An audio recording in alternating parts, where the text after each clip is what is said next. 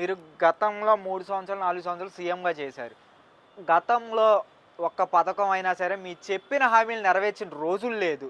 ఈరోజు అమ్మో తల్లికి వందనం ఇస్తున్నాం ఇయ్యి అంటున్నారు కదా! 2019లో జగన్మోహన్ రెడ్డి అమ్మఒడి పెట్టి, అమ్మఒడి, రైతు భరోసా, ఫీజు రీయింబర్స్‌మెంట్స్, విద్యార్థులు విద్యా కానుక చాలా పథకాలు తీసుకొచ్చాడు కదా! ఈరోజు ఆ పథకాలు పేర్లు మార్చి మీరు ఇస్తున్నారు. కొన్ని పథకాలు ఇచ్చారు కదా! తల్లికి వందనం అని చెప్పి.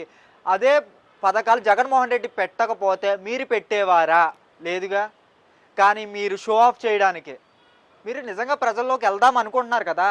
అలాంటప్పుడు జనాలుండాలి కదా! ఒక పర్సన్ సెలెక్ట్ చేసుకొని, ఒక నిజంగా ఆ పర్సన్ దగ్గరికి మీరు వెళ్తున్నారు. ఆ పర్సన్‌కి మైక్ వస్తుంది. మీరు మైక్ పెట్టుకుంటున్నారు. ఏం ప్రజలకు అర్థం కాదనుకుంటున్నారండి. నిజంగా మీరు ప్రజా సమస్యలు తెలుసుకోవాలి అనుకుంటే రండి. మార్కెట్ జరుగుతున్నాడు, మార్కెట్‌కెళ్ళండి. ఒకవేళ నిజంగా మార్కెట్‌కెళ్ళినా కూడా అక్కడ 4 షాపుల్లో నలుగురు తప్ప మిగతా జనం కనపట్లే. అంటే ఒక రాష్ట్రంలో ఒక సినీ హీరో డిప్యూటీ సీఎంగా ఉన్నాడు. ఇప్పుడు ఆ సినీ హీరోని మించిపోయి నటిస్తున్నారు మీరు చంద్రబాబు నాయుడు గారు. పక్కన ఎవరు ఉండరు. మీ గన్‌మ్యానో, కెమెరామ్యానో. నిన్నే ఒక వీడియో చూసా. ఒక డప్పు కొట్టుకునే అతన్ని కారులో తీసుకెళ్ళి మరి మీరు మాట్లాడి పరామర్శించి అన్ని ఇచ్చి చేతిలో పెట్టారు కదా డబ్బులు, మీకు ఏ హామీ లేదని. మరి రాష్ట్రంలో మిమ్మల్ని నమ్మి ఓటేసిన ప్రజానీకం పరిస్థితి ఏంటి? వాళ్ళ ప్రతి ఇంటికి వెళ్తారా మీరు? మీ ఎమ్మెల్యేలు పంపిస్తారా? మీ ఎమ్మెల్యేలు వెళ్తే రెస్పాన్స్ ఎలా ఉంటుందో మీకు తెలుసు.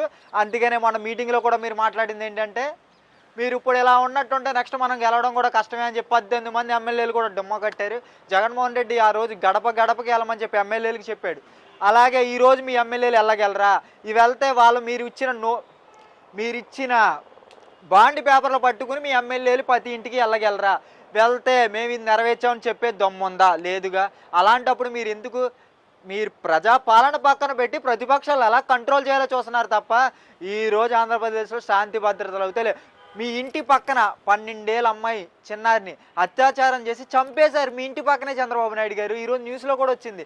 దాని గురించి పట్టించుకోండి. తర్వాత కడదరా కానీ సింగపూర్లో, అమెరికాలో, తర్వాత అమరావతిలో పెడదరా కానీ. మీ అమరావతి కట్టేటప్పుడు ఎప్పటికో తీరద్దు. కానీ ఫస్ట్ ఆంధ్రప్రదేశ్లో మహిళా రక్షణ ఎలా ఉందో చూడండి. మీ అనిత గారే, మీ నారా లోకేష్ గారు విద్యాశాఖలో ఉన్న లోటుపాట్లు కూడా చెప్పారు.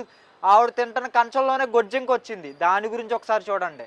తర్వాత ప్రతిపక్షాలను అణిచిద్రా కానీ, తర్వాత జగన్మోహన్ రెడ్డి గారిని తొక్కేద్రా కానీ పాతాళంలోకి, తర్వాత చేద్దురా కానీ. ఫస్ట్ మీ పాలన ఏంటో చూపించి అప్పుడు ప్రతిపక్షాలను జగన్మోహన్ రెడ్డి గారిని తొక్కుదురా కానీ. లేదంటే ప్రజలే మిమ్మల్ని తొక్కుతారు.